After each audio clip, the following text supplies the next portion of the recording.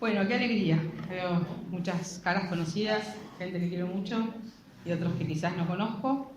Así que me presento para los que no me conocen. Soy Patricia Mullen, suelo dar charlas acá en la biblioteca con alguna frecuencia. Me gusta mucho esto de poder difundir y hacer llegar a muchas personas herramientas que considero de un infinito valor para nuestros procesos, para nuestra vida, para nuestros cambios. Así que me gusta mucho dar estas charlas acá y en otras partes también. Ahí veo una fanática de Peguajó que se vino en la ruta para escucharme hoy, así que bueno. Quiero empezar esta charla con un pequeño fragmentito muy cortito de un cuentito sufí. ¿Vieron que hay cuentos sufíes que son los cuentos orientales que tienen mucha sabiduría? Bueno, a lo mejor muchos de ustedes lo conocen. Este cuento dice así. Dice un antiguo cuento sufí que cuando un niño está en el seno de su madre, tiene todo el conocimiento del mundo. Sabe cuántas estrellas hay en el firmamento, cuántas gotas hay en el mar y cuántos granos de arena en el desierto. Conoce los misterios del cielo y las estrellas y conoce hasta la última letra de la Torá, que es un libro oriental, ¿no? No hay misterio sobre la faz de la tierra que desconozca, ni misterio en el cielo o en el mar que no pueda resolver. Pero cuando está a punto de nacer, su ángel de la guarda baja del cielo y colocando un dedo sobre sus labios, sella todo su conocimiento y le susurra una sola palabra: aprende. Me pareció muy interesante para poder empezar esta charla de hoy, porque en realidad el título de la charla de hoy es Evolucionar un camino por delante, ¿no? Como una posibilidad que nosotros tenemos de reencontrarnos con ese conocimiento, de volver a una parte nuestra que tiene que ver con nuestra esencia, con nuestro ser espiritual, con nuestra dimensión divina, bueno, como cada uno le guste más llamarlo, ¿no es cierto?, desde las creencias de cada uno de nosotros. Ese camino es el que intento propiciar con esta información que vamos a compartir hoy, que no es ni más ni menos que como si fuera un análisis sobre nuestra propia vida, ¿no? Porque ustedes piensen que nosotros tenemos, creo que todos los que estamos acá coincidimos en que somos algo más que este cuerpo, ¿no es cierto?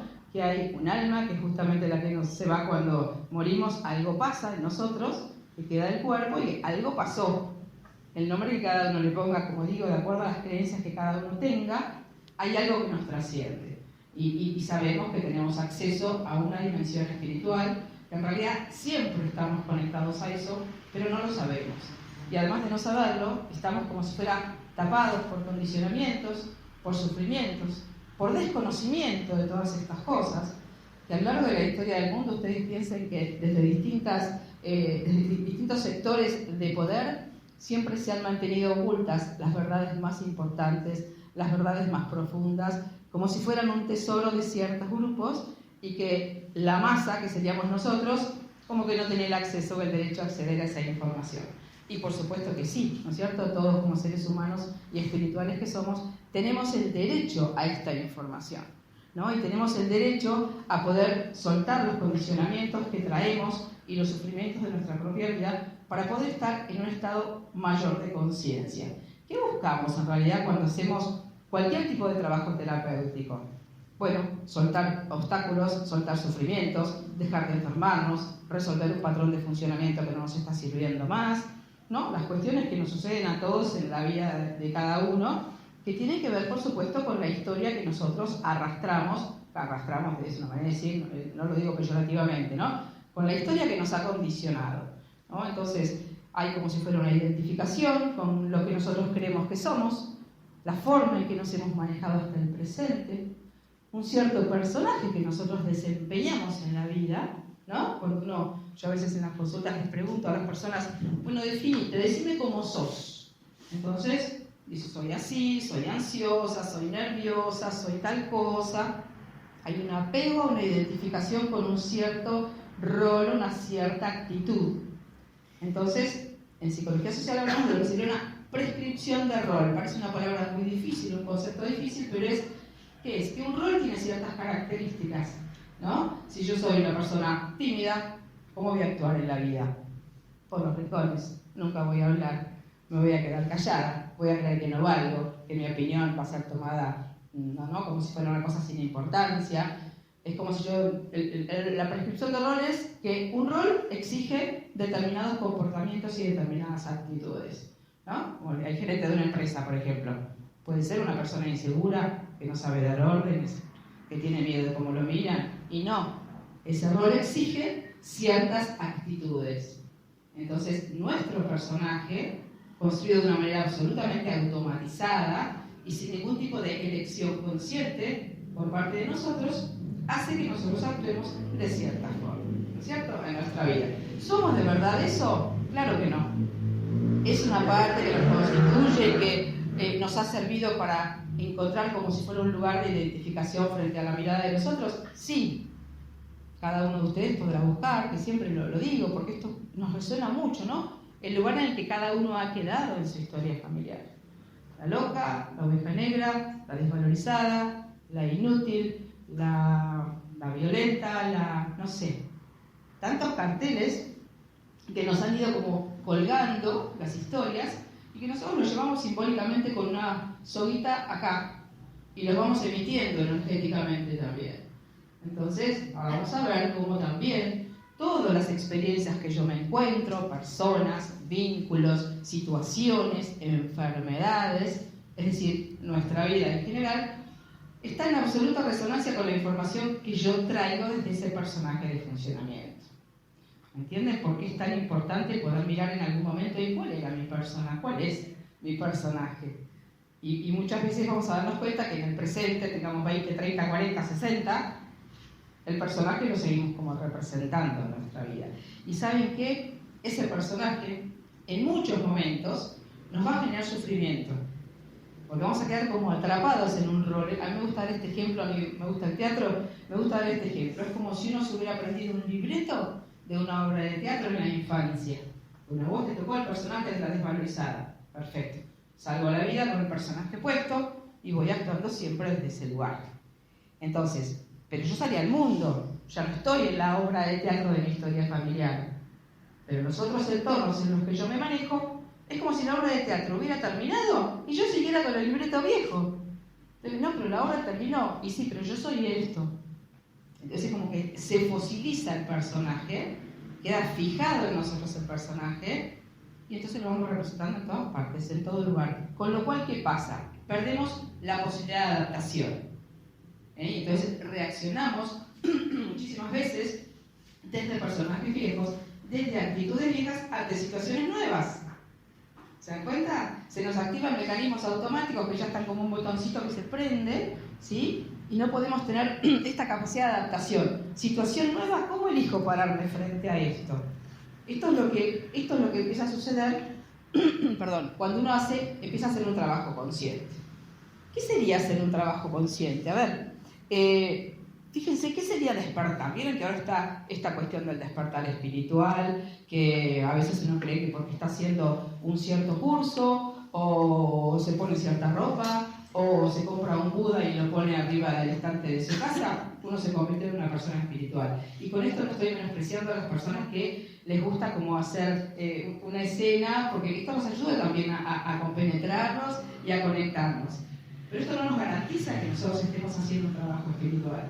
¿No es cierto? Las cosas exteriores no nos garantizan. ¿Pueden favorecerlo? Sí, claro que sí. Escuchar una linda música, ponerse a meditar, por supuesto que sí. Pero no nos garantiza que nosotros nos estamos convirtiendo en personas espirituales. Entonces, para poder hablar de despertar, que sería evolucionar, sería despertar. Sería poder salirnos de una información automática que hasta ahora ha ido digitando nuestra vida para poder empezar a estar conscientes y elegir de qué forma me quiero manejar, cómo quiero ser, qué cosas quiero pensar que me sirvan para sentirme bien, qué tipo de vínculos quiero tener. Porque los vínculos, nosotros todos creemos que los hemos elegido, no, elegí a esta persona porque me enamoré o porque me encantó tal cosa. Es el inconsciente que viene y te dice, vos tenés este cartelito, ahí tenés uno que engancha perfecto con tu conflicto. Entonces nos enamoramos y nos casamos, ¿no? Esta es la parte visible, la parte que uno cree que tiene de libertad. Pero hasta que uno no puede empezar a mirar en más profundidad, más allá de su máscara, no está eligiendo nada. casi todas las cosas de nuestra vida están digitadas, dice la psicología, ¿no? Por nuestro inconsciente. Entonces, en la pequeña parte que nosotros podemos descubrir de nuestro inconsciente, porque es una pequeña parte que podemos descubrir, en esa parte, por lo menos, intentar estar lo más conscientes posibles. Entonces, pensemos en qué momento se produce una transformación en nuestra vida. ¿Qué creen ustedes? ¿Cuáles son los momentos en que es posible que algo nos genere un cambio, nos haga cambiar? ¿Qué creen ustedes? Por ahí les ha pasado, ¿no? ¿Qué cosas hace que... ¿Cómo? Una separación. Una Sí. crisis. Exactamente. Una enfermedad. Una muerte. Exactamente. Todas estas cosas que Lugar de dijeron... dolor. ¿Eh? Un lugar de dolor. Exactamente. Por eso, a ver, una vez se cree que el camino espiritual, como digo, es así livianito. No, el camino espiritual no es livianito porque tenemos que entrar en lugares donde hay dolor. El otro día leí justo una frase que decía que cuando estábamos demasiado cómodos, no estábamos en nuestro lugar. Es la famosa zona de confort, ¿no es cierto? Donde está más o menos bien, acostumbrado, bueno, y además en esta capacidad que nuestra mente tiene de acomodar todo desde nuestro ego para que cierre con un moñito y nos conformemos y nos adaptemos, porque total todo el mundo lo hace así y todo el mundo vive así, y la vida, ¿viste qué complicada que es? Entonces nos quedamos naturalizando un malestar, años de nuestra vida, sin darnos cuenta que nosotros tendríamos la capacidad de salirnos de esos conflictos y elegir de verdad cómo quiero estar. Que todo el mundo lo haga, que todo el mundo viva de esta forma, que todo el mundo esté dentro de un sistema que lo que quiere es usarnos a nosotros para su provecho, ¿no? Porque esto es así, y no es una crítica, es el análisis de una realidad, ¿no? Entonces, todas estas cuestiones que ustedes nombraron, exactamente son las cosas que van a generar en nosotros una movilización y nos van a hacer como, por lo menos en una primera instancia, replantearnos qué está pasando que yo me estoy sintiendo de esta forma. Una muerte, una separación, tal cual, una enfermedad, ¿no es cierto? Una situación de conflicto muy grande con alguien, una estafa, una traición, una infidelidad, qué sé yo, infinitas situaciones que por ahí podemos atravesar en nuestra vida, que de pronto nos sacan de esa tranquilidad en la que nosotros estamos, de esa como inercia, y de golpe nos sentimos muy mal. A veces decimos tocamos fondo, estar en el fondo del pozo, ¿no es cierto? Estar depresivo, como decimos así desde lo vulgar. Entonces, estas situaciones son enormes oportunidades y nosotros las podemos capitalizar. Porque estas situaciones de crisis, ¿quién de nosotros no las ha pasado? En algún momento todos hemos pasado alguna situación de crisis por una razón u otra. Entonces, tenemos dos actitudes posibles ante esto.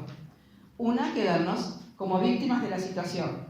No sabés lo que me pasó y por qué me agarró esta enfermedad y tal cosa, y no sabés esa persona qué mal se comportó conmigo.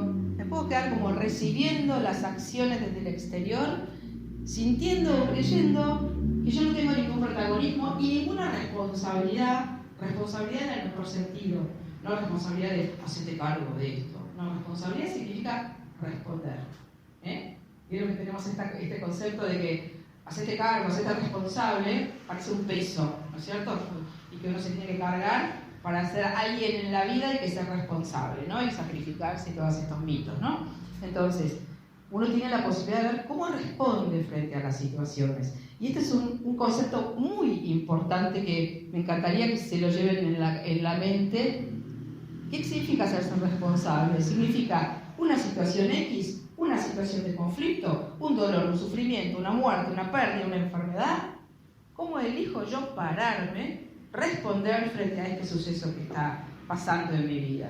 Y esto no significa que no vamos a tener un dolor, que no vamos a tener angustia, que no vamos a tener sufrimiento, porque las emociones son parte de nuestra vida, es nuestra forma biológica de reaccionar ante lo que nos pasa.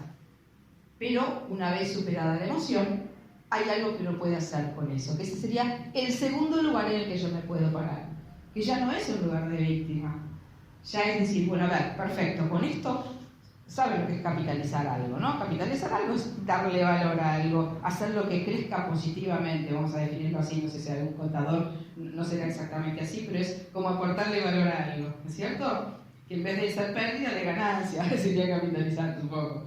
Entonces, siempre me llevé matemática. Y contabilidad. Pero bueno, lo importante es el concepto, ¿no?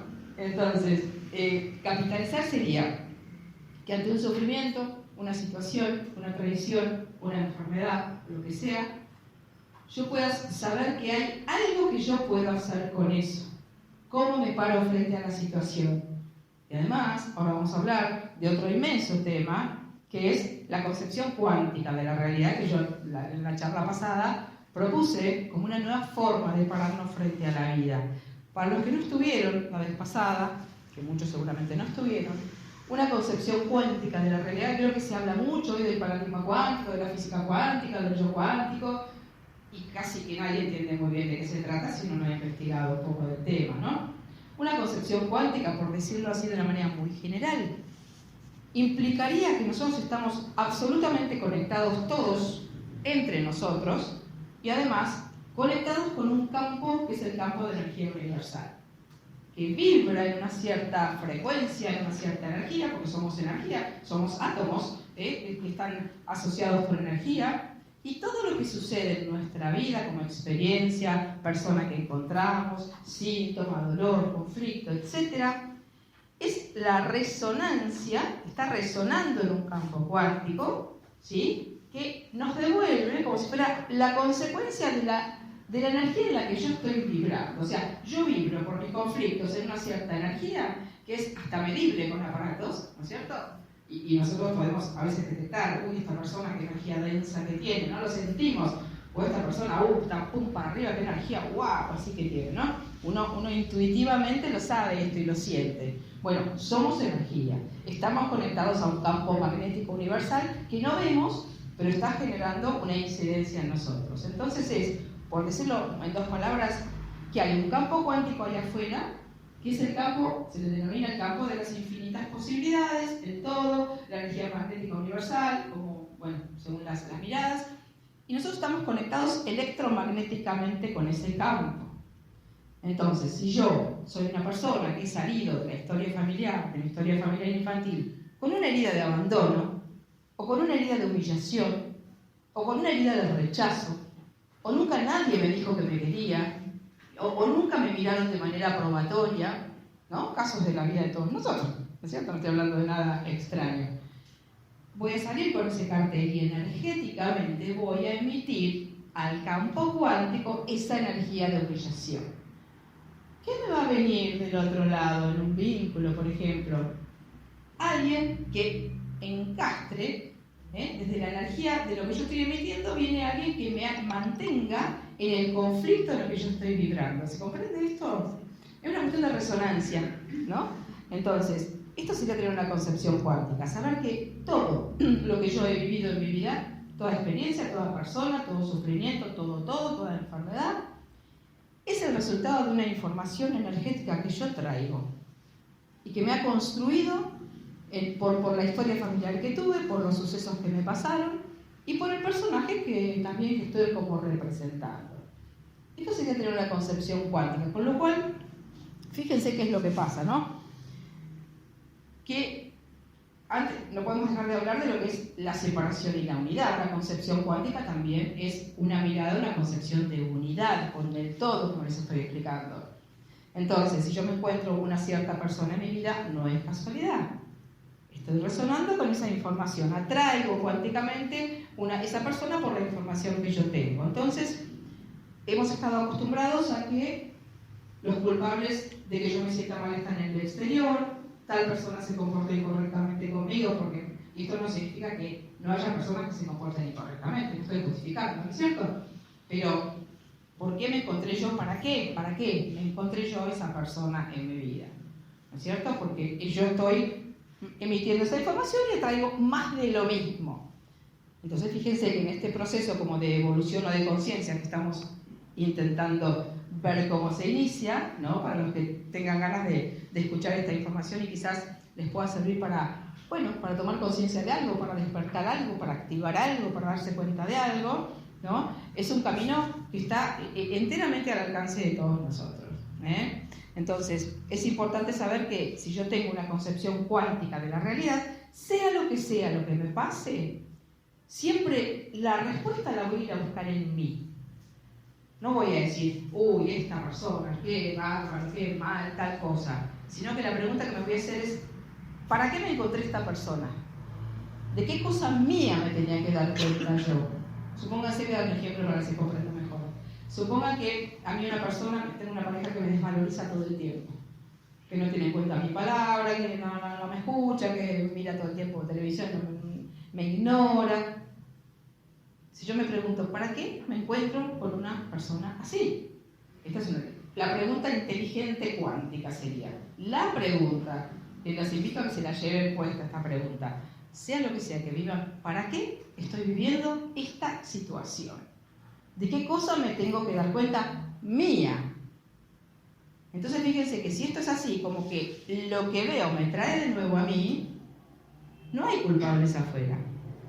No hay responsables de mi sufrimiento afuera. Vieron que se habla de este asunto de los espejos, de los maestros, todos conceptos que circulan muchísimo en esta corriente espiritual que está a veces tan bastardeada, ¿no? Tan vapuleada, de tanto que se usa la palabra como en sentidos un poco superficiales, ¿no? Para que uno pueda tomar conciencia de sí mismo, necesitamos de los otros. O sea, no nos podemos ver a nosotros mismos. Es muy difícil para nosotros vernos. Por eso también proyectamos nuestra sombra en el otro. Que es también un concepto que lo tenemos que ver así muy someramente. ¿Qué es la sombra que todos tenemos? ¿Vieron que se habla de psicología de la sombra? Bueno, ¿qué es la sombra? Son rasgos o aspectos internos que nosotros tenemos que consideramos injuiciables, consideramos vergonzosos, consideramos que negativos. Entonces, no aceptamos que nosotros los tenemos. Entonces, ¿cuál es el mecanismo que utiliza nuestra mente para que lo podamos ver? Uy, yo te voy a criticar a vos, y vos no sabes lo que sos, y vos... Cada vez que yo critico, enjuicio, me resisto a algo, me enoja algo, o me saca algo, estoy proyectando mi sombra afuera. Se trata de mi sombra, entonces, interesante para que ustedes lo miren. ¿Qué cosas me enojan? O hablando vulgarmente, ¿vieron cuando decimos, me revienta la injusticia, por ejemplo? O me revienta, tal y cual, hablando como lo hablamos los argentinos, ¿no? ¿Por qué? ¿Qué cosa mía he puesto ahí? Entonces, es interesante saber que todas estas cosas son una proyección de nuestra sombra en los otros. Y que el otro, yo a mí me gusta decir esto, que es como si fuera un actor involuntario de nuestra película, ¿no? Una persona que nos hace daño, por ejemplo, o que se comporta incorrectamente con nosotros. ¿Para qué me encuentro esta persona que me hace, diría el ego, esto? ¿Qué tengo que ver de mí? Tengo que volver a mí. ¿Para qué me la encontré? Para que vea qué cosa de mí. Entonces fíjense qué lugar tan distinto, como que entonces siempre soy yo la responsable de las situaciones, siempre soy yo la que tengo que mirarme a mí misma. Entonces no es el otro, dejo de mirar al otro. Entonces no puedo culpar, no puedo criticar, porque todo me está hablando de mí. Incluso Enrico Vela dice que ni siquiera hay otro, fíjense, ahí ya nos fuimos a la estratosfera en la conciencia, en la concepción de la conciencia. No hay otro. Él dice, me encuentro siempre frente a mí mismo. Fíjense lo interesante, porque uno no le gusta muchas veces lo que encuentra, y eso soy yo, ¿no es cierto? Entonces, bueno, por supuesto que esto para nuestro ego lo hace entrar en un estrés increíble. Porque justamente el ego y la conciencia son dos aspectos de nuestro ser que tendríamos que poder integrar. ¿Es malo el ego? ¿Es negativo el ego? No, es una parte que nos constituye, es una parte que nos ha permitido sobrevivir, tener una identidad frente a los otros, preservarnos, construir una autoestima, o sea, es como un lugarcito cómodo de identificación. Yo soy esto, dice el ego. El ego le encantan las definiciones, le encantan los apegos, necesita apegarse a yo pienso así, yo soy así. Esto es ego. Cuando nosotros hablamos de este lugar, somos ego. ¿Qué busca el ego? Seguridad. En esta inmensidad existencial en la que todos estamos, ¿no? Que a veces es tan difícil encontrar un eje donde uno encuentre felicidad, bienestar, paz, coherencia, las cosas que buscamos con cualquier proceso de transformación, al ego estas cosas lo sacan de su apego. Entonces, también tienen que tener en cuenta que cuando nosotros iniciamos un proceso de transformación, o pretendemos hacer un cambio, o pretendemos evolucionar, el ego nos va a como taladrar el cerebro, es decir, no, si vos no sabés, no, si vos no podés, no, si vos no sos así. Esto es el discurso interno que nosotros tenemos en nuestra mente. Todos tenemos un discurso interno que habla en nuestra mente. ¿Vieron? Se habrán encontrado algunas veces hablando solos. ¿Vieron? Que a veces uno está bañando y se escucha que está hablando. Y a veces lo hacemos en voz alta, y a veces cuando no lo hacemos en voz alta, igual nuestra mente está rumiando, como las vacas, rumiando los 65.000 pensamientos diarios que circulan por nuestra mente. Ustedes imagínense qué conscientes estamos si hay 65.000 pensamientos dando vueltas todo el tiempo. Esa es la voz interna que nosotros tenemos. La voz interna nos dice lo que tenemos que hacer. Entonces nosotros vamos como muñequitos automatizados, como si nos hubieran puesto un pendrive, iba a decir un cassette, qué antiguo, se van a dar cuenta la edad que tengo. Claro, un pendrive, bueno, y nosotros respondiéramos a la información de ese adminículo, ¿no? Entonces vamos digitados permanentemente por una información. Seguramente todos ustedes han pensado que las cosas que han hecho en la vida de ustedes las han decidido, las han elegido libremente, ¿no es cierto? Y seguramente lo que ustedes creen que son, de verdad creen que son eso. ¿O no? ¿O alguno de ustedes cree que no es lo que cree que es?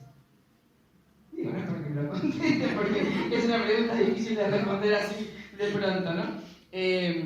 Me acuerdo una vez en una charla, una mujer me dijo, pero entonces vos qué me estás diciendo, que todo lo que yo creía hasta ahora de mí, ¿no soy eso? Bueno, le digo, en parte sos, pero en parte no sos. O sea, en realidad también se dice que uno no es ni lo que estudió, ni el nombre que tiene, ni la profesión que tiene, ni los hijos que tiene, ni ser la madre de él, ni ser la esposa de él. Entonces uno dice, el ego dice, si no soy todas esas cosas, ¿qué soy? Y ahí entramos en pánico, porque entonces, ¿de qué nos sostenemos? Además, piensen que nos han vendido como que la seguridad es un valor. Poder prever las cosas y saber que las cosas son así es un valor. En esta sociedad la seguridad se vende como un valor. ¿Seguridad de qué? Si no sabemos lo que va a pasar dentro de 5 minutos. Entonces la seguridad es una ilusión. Es una ilusión. Que a veces cuando uno tiene ciertos mecanismos, ¿no? Los mecanismos de control, las manipulaciones, tema para otra charla, ¿no? Extensa, son mecanismos que intentan proveernos seguridad en esta cuestión existencial, en estos sufrimientos que traemos de nuestra historia. Un mecanismo nos provee una cierta seguridad. Yo soy así, yo me manejo así, dice el ego, y no me corro de este lugar. ¿Se dan cuenta? Entonces, eso sería el ego. El ego separa. Vos sos responsable de hacerme sufrir, vos me haces cosas que a mí me hacen mal, si vos cambiaras yo me sentiría mejor. Esto es el ego. ¿Quién de nosotros no ha aspirado a que otros cambien para que uno se sienta bien? Todos nosotros, ¿no? ¿Eso qué hace? Que nosotros perdamos absolutamente las riendas de nuestra vida. Porque entonces, si vos te portás bien conmigo, si vos hacés lo que yo quiero, ¡ay, yo qué feliz estoy! Si no hacés lo que yo quiero, ¿cómo sufro? Entonces pierdo absolutamente las riendas de mis procesos, pierdo el protagonismo sobre lo que yo quiero hacer en cada situación. Es como que entrego las riendas a otra persona. ¿Se dan cuenta? Esto lo hemos hecho todos en muchísimos momentos. ¿Por qué lo hemos hecho esto? Porque piensen que cuando somos bebés, dependemos realmente de otra persona para sobrevivir. Si no nos cuidaran, nosotros no viviríamos. Pero después crecemos y parecería que no nos damos cuenta de que ahora somos personas independientes, que ahora podemos elegir, que ahora podemos decidir, que esto no lo quiero, que pensar de esta forma no me sirve, que este vínculo me hace sentir mal. Entonces seguimos como buscando en la otra persona, sumado a todos los mitos de la media naranja y las almas gemelas y toda esta cosa que anda circulando por ahí, de que nos faltaría como una pata y un brazo para estar bien. Entonces, claro, vamos a ir buscando como con una necesidad o con una desesperación, encontrar a alguien con quien yo finalmente, ahí me sienta bien. Y muchas veces desde ese lugar buscamos pareja. Entonces imagínense lo que es buscar pareja desde la necesidad. Ahí establecemos mecanismos no saludables de relación. Porque si vos me dejás, yo me vuelvo a sentir incompleta como antes. Entonces ahí empezamos también, bueno, otro tema, no quiero abrirme tanto, quiero centrarme en esto, empezamos a negociar nuestra verdadera necesidad. Y empezamos a negociar nuestra coherencia. Porque imagínense, por dar un solo ejemplo, Si yo hubiera sido una persona que tengo una herida de abandono, porque mi mamá se murió cuando yo tenía 3 años, yo crezco con una carencia materna, crezco con una necesidad de madre en mi vida, una necesidad de alguien que me quiera, que me cuide, que me proteja. Entonces, el día que busco pareja, o sea, voy a buscar pareja para que alguien venga a llenarme ese vacío. Y alguien por fin me quiere, por fin me sienta segura y por fin me sienta completa. Entonces, si esa persona no se maneja de manera correcta conmigo, como yo tengo esta herida de abandono, no puedo permitirme otra vez volver a conectar con esa herida inicial que es un trauma de mi infancia. Entonces, ¿qué voy a hacer? Me voy a adaptar a lo que sea. Voy a ir negociando mis necesidades profundas, voy a ir permitiendo cosas que en un estado de conciencia no permitiría, para que no me dejen de nuevo, para que no me abandonen de nuevo. Porque mi cerebro conoce bien esa memoria del abandono, ¿se dan cuenta? Entonces, por eso es tan importante que en algún momento uno trabaje terapéuticamente. Todos, absolutamente todos nosotros necesitamos trabajar heridas emocionales. Todos hemos salido con una herida de la historia familiar. No existen familias perfectas. Nuestros padres también vienen llenos de conflictos. Y a través de esos ojos conflictivos nos miran a nosotros. Entonces, todos tenemos cuestiones que resolver. ¿Se dan cuenta? Entonces, muchas veces vamos por la vida sufriendo de manera reiterada patrones, encontramos las mismas personas, se nos repiten parejas todas parecidas, decimos, che, qué mala suerte que tengo. Siempre me encuentro personas de la misma clase. ¿Por qué? Porque yo vuelvo a reiterar mi herida, vuelvo a vivir mi herida, y voy a encontrar otro que me muestre, che, esta es la herida, por supuesto sin saberlo, de manera totalmente inconsciente, esta es la herida que vos tenés que trabajar. Entonces me encuentro uno que siempre me desvaloriza, uno que siempre es violento conmigo, uno porque justamente eso es lo que traigo como herida emocional a sanar de mi historia. Entonces, la sugerencia, ¿no? Amorosa sugerencia, si nunca trabajaron su herida emocional, si nunca la encontraron, si no saben cuál es su personaje, búsquenlo. ¿Cómo puedo saber yo cuál es la herida emocional que traigo? Porque se me va a mostrar una vez y otra vez y otra vez. Se me va a repetir en mi vida. La herida emocional yo la había sentido muchas veces, por supuesto quizás en una graduación menor a cómo la viví en mi infancia. Pero me va a pasar, por ejemplo, en ese ejemplo del abandono, y que en todos lados me voy a sentir fuera. En la oficina me voy a sentir que los demás hacen grupito y a mí me dejan afuera, que mis amigas no me prestan atención, que mi pareja no me tiene en cuenta. O sea, se me va a mostrar, ¿no? Ya lo decía Carl Jung, ¿no? Todas aquellas cosas irresueltas se van a mostrar una y otra vez en mi vida hasta que yo pueda tomar conciencia de eso. ¿Se dan cuenta?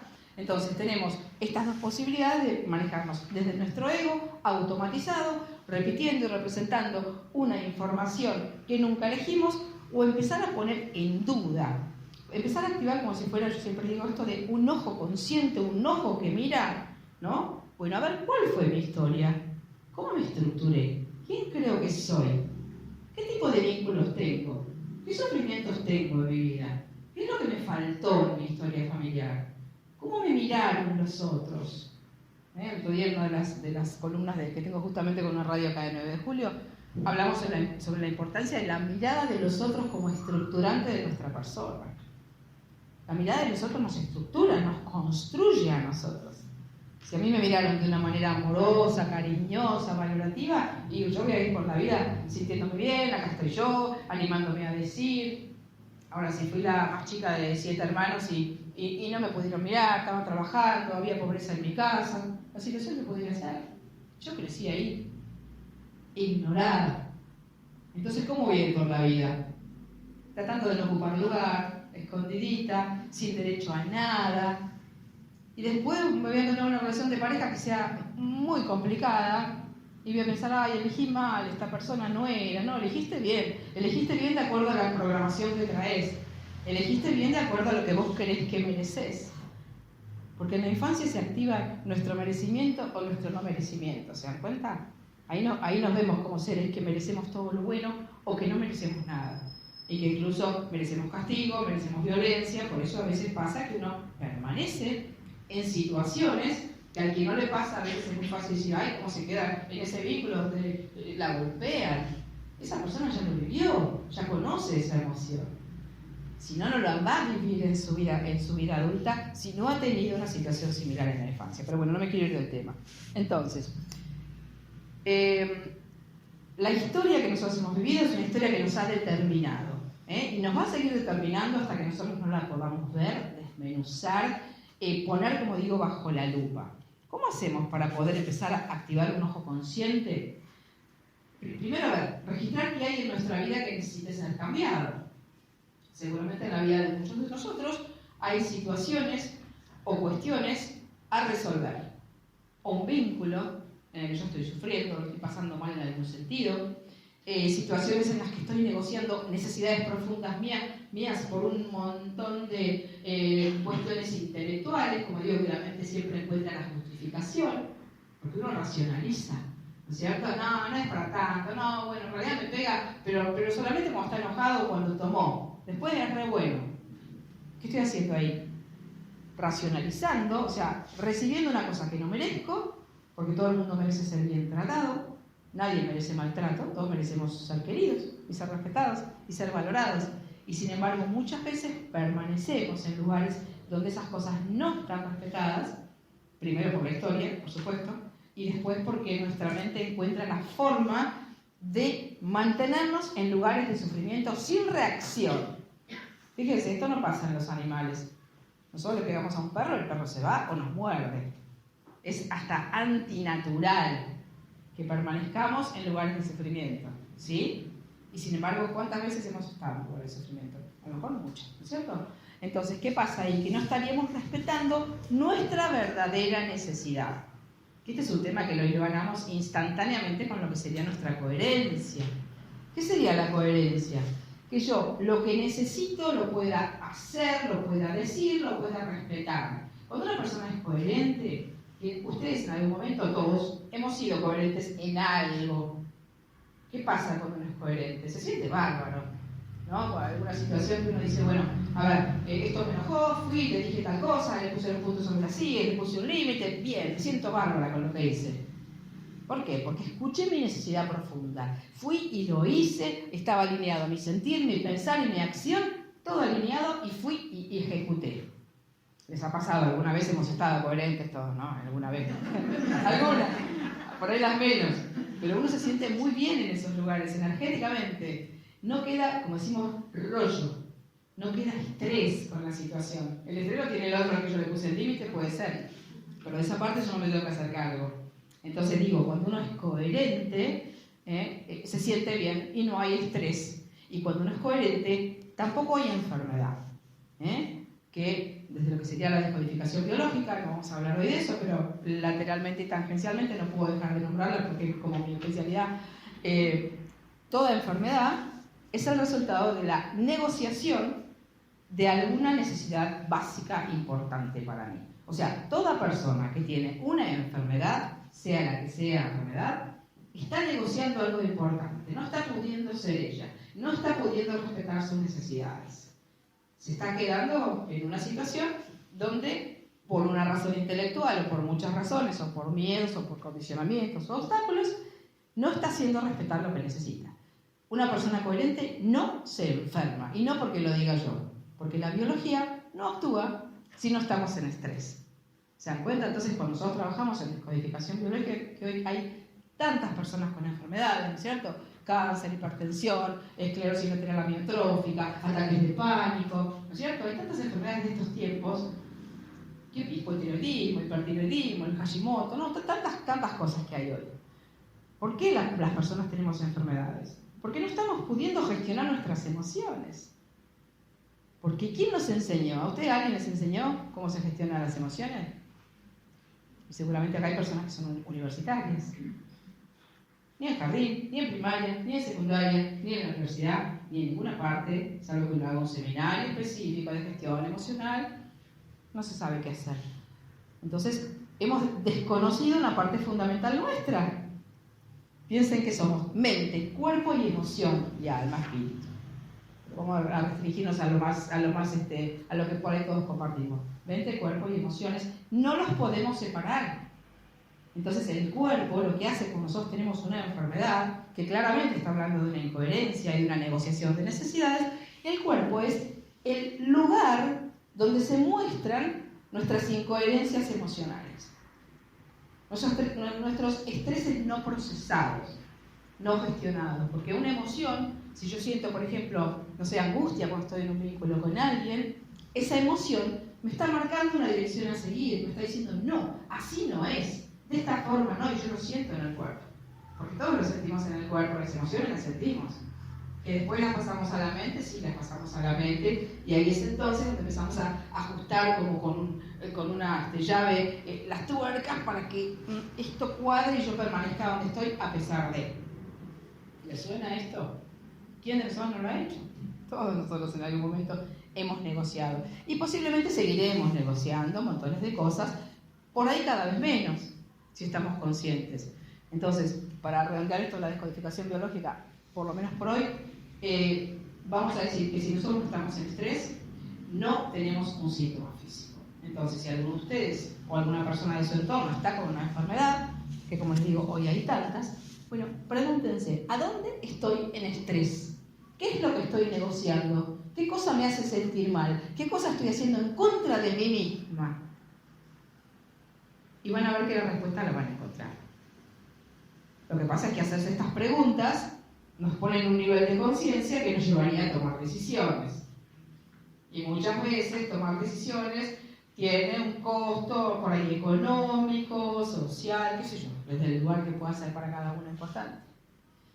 Pero sepamos que si nosotros no estamos coherentes, el cuerpo lo va a mostrar.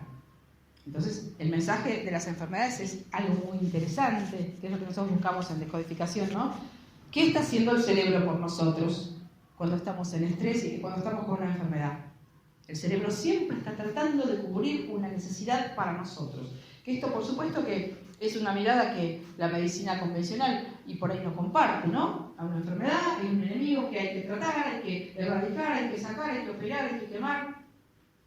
La descodificación busca antes cómo llegó la persona a enfermarse, cómo llegó el estrés de esa persona en la negociación de sus necesidades básicas a generar el estrés necesario para que esto se muestre en el cuerpo como un conflicto. Entonces, a veces se dice, hay que luchar contra la enfermedad. No. Guerreras, ¿no? ¿Vieron este término de guerrera que anda circulando tanto por ahí? No es un término que nos sume. Porque si yo soy guerrera voy a luchar contra algo sin entender para qué vino a mi vida esto. Acá hay que amigarse con el síntoma, puedes preguntarle para qué viniste, qué me estás mostrando, de qué estrés mío emocional y de qué negociación de enfermedades me estás hablando, qué cambio tengo que hacer yo en mi vida. ¿Se dan cuenta? Pero bueno, no me quiero ir a la descodificación. Entonces, ¿qué aspectos tenemos que mirar nosotros si queremos hacer un trabajo de transformación? Seguramente todos nosotros hoy acá tenemos algún aspecto de nuestra vida en el que haya algún conflicto, algo que nos preocupe, algo que nos haga sentir mal, alguna manera nuestra de funcionar que quisiéramos cambiar y que no sabemos cómo, ¿no? Supongo que todos tenemos cosas para modificar, ¿no? Casi no existe las personas iluminadas, si es que existe está en un delirio por ahí, místico, ¿no? Porque es difícil que lleguemos a la evolución, y más que lo digamos, ¿no? Si lo decimos menos todavía. Entonces, ¿qué es lo que uno se tiene que preguntar?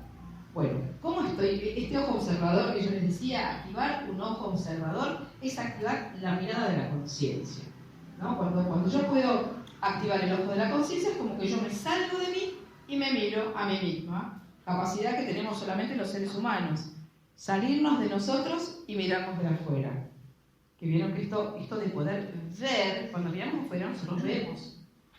Vieron que cuando miramos algo que es de otra persona, o viene una amiga, un hermano, alguien y nos dice, che, ¿sabes qué me pasó esto? O tal cosa, tengo tal sufrimiento. Nosotros escuchamos ese relato y le aconsejamos sabiamente cuál es, porque tenemos la sabiduría.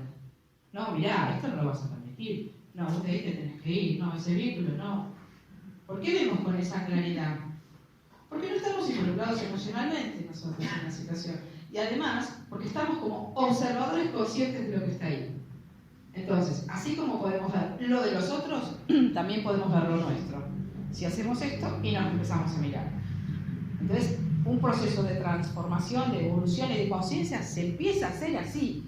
Dejo de mirar el entorno, dejo de culpar a los otros, dejo de buscar responsables de lo que me pasa afuera y vuelvo como el ojo de la cámara simbólicamente hacia mi persona. ¿Para qué estoy viviendo esto? ¿Qué es lo que el otro me está mostrando de mí? ¿A dónde estoy negociando necesidades importantes? ¿Qué es lo que quisiera hacer y no lo hago? Y si no lo hago, ¿por qué no lo hago? ¿Qué miedos tengo? Porque ya nos quedamos escritos por miedos. Miedo a que pase esto, miedo a que pase el otro, miedo a que me deje, miedo a que se enoje, miedo a que me abandone. Y lo disfrazamos también en esta habilidad de nuestra mente de que yo soy una persona pacífica. A mí los conflictos no me gustan. Yo, cuando alguien grita, ¿vieron? Estas son argucias de nuestra mente. Que no se anima, que tiene miedo, que no sabe cómo plantarse frente a las situaciones. Entonces, yo soy una persona pacífica, qué lindo lugar, qué lindo ser pacífico. Pero si te están pasando por arriba y te están invadiendo y no te están respetando, no está bueno que seas una persona pacífica. O sea, no te estaría siendo funcional. Y además estas cuestiones que también se juegan, de que a veces nos ponemos en lugares, que esto es muy frecuente en las mujeres, que estamos incondicionalmente para nosotros. Siempre podemos todo, siempre yo para los demás, siempre estoy. Estaríamos ahí en una polaridad. ¿Qué es una polaridad? Un extremo. Es muy raro que una persona que está incondicionalmente para nosotros esté también para sí misma. Entonces después, cuando los demás son unos desagradecidos, después de todo lo que yo hice por vos, y mirá cómo me respondés, uno sufre. ¿Por qué? Porque se fue a un extremo. No tendría que haber estado incondicionalmente para nosotros. Entonces piensen que una parte está muy bueno que uno esté para nosotros, pero ¿hasta dónde? Una parte tiene que estar en mí también. Este sería el punto medio, el camino del medio, del que hablan los orientales, ¿no? El camino del medio, el equilibrio, el lugar justo. Qué difícil, ¿no? Encontrar. Pero bueno, si uno ha chequeado en algunos momentos, ha podido estar en estos lugares de coherencia y se ha sentido bien, bueno, ante una situación de estrés, ¿cómo hago para volver a mi coherencia? ¿Qué sería lo que yo tendría que hacer para sentirme bien? Esto es algo que yo insisto en las consultas de descodificación cuando la persona viene con un síntoma, ¿no? ¿A dónde estaría el lugar emocional para vos en el que no tendrías estrés? Eso tenés que encontrar. Porque claramente el cuerpo no miente. A mí la persona me puede decir muchísimas cosas desde su discurso consciente, pero yo sí sé el síntoma que tiene, yo ya sé qué conflicto tiene. Y me puede decir, no. O sea, la biología no miente, ¿no es cierto? Entonces, cuando uno sabe leer esos mensajes y tiene este conocimiento, sabe perfectamente que la persona está negociando algo. Entonces, a ver, ¿qué es lo que nosotros tenemos que mirar en nuestra vida, cada uno de nosotros? ¿Cómo estoy viviendo? ¿Qué tipo de vida estoy llevando? Estas son todas preguntas que yo les voy a soltar a ustedes para que queden como picando, como resonando, ¿no? ¿Cómo estoy viviendo hoy? ¿Estoy viviendo una vida como quisiera vivir? ¿O estoy viviendo, como dicen, el sueño de los otros, ¿no? Que cuando uno no vive sus propios sueños, hay una frase que dice que uno vive el sueño de los otros, ¿no? En un trabajo, en una pareja, en lo que sea, ¿no? Entonces, ¿cómo estoy viviendo? ¿Qué estoy haciendo?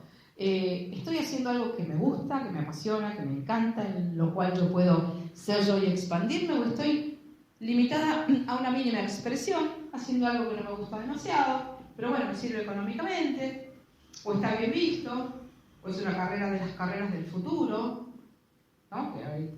Por eso, depende de los criterios que cada uno tenga de lo que es valioso o no es valioso.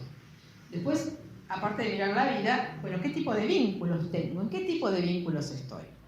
Esto es muy importante, porque los vínculos son el escenario perfecto para que nosotros nos encontremos con nuestros conflictos así, todos expuestos. Es el escenario por excelencia, los vínculos.